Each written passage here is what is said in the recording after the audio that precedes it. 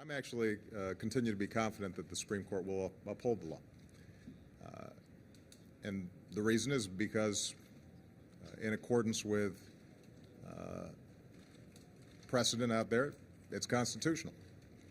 That's not just my opinion, by the way. That's the opinion of legal experts across the ideological spectrum, including two very conservative appellate court justices that said this wasn't even a close case. I think it's important, because I watched some of the commentary last week, to remind people that this is not an abstract argument. People's lives are affected by the lack of availability of health care, the inaffordability of health care, their inability to get health care because of pre-existing conditions. The law that's already in place has already given 2.5 million young people health care that wouldn't otherwise have it.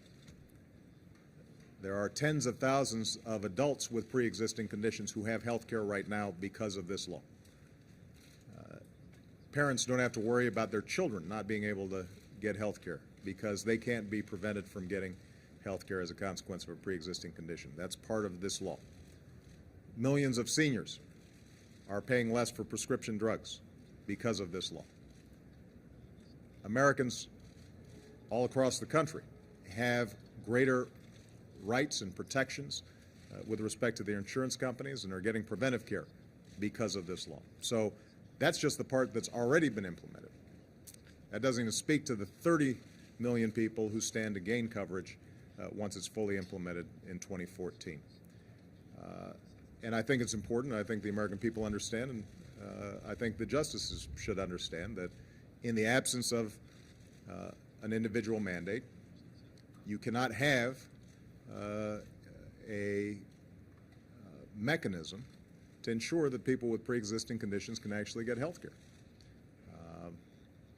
So there's not only an economic element to this and a legal element to this, but there's a human element to this. And I hope that's not forgotten in this political debate.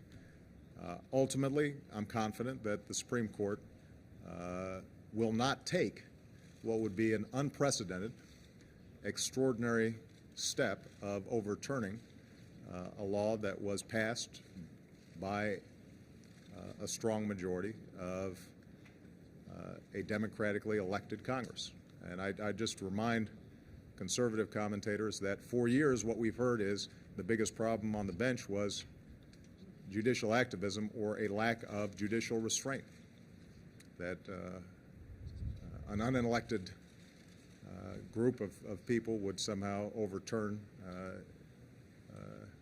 a duly constituted and passed law. Well, there's a good example, and I'm pretty confident that this court will recognize that and not take that step.